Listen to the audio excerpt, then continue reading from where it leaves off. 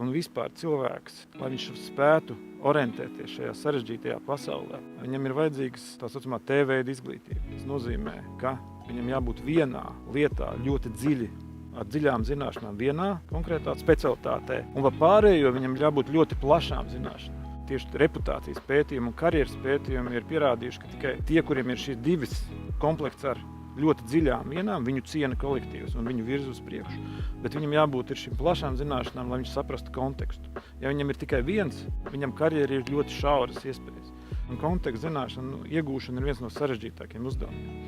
Kontekstu zināšanas tu iegūsi tikai tad, ja tu esi izmēģinājis daudzas lietas. Izglītībā tas ir dažādas prakses, piemēram, valsts sektorā, privātā sektorā, lielā uzņēmumā, mazā uzņēmumā. Kombinēt to ar dziļām zināšanām vienā. Un kāda ir tā mūsdienu situācija? Es teiktu, ka nākotnē cilvēki,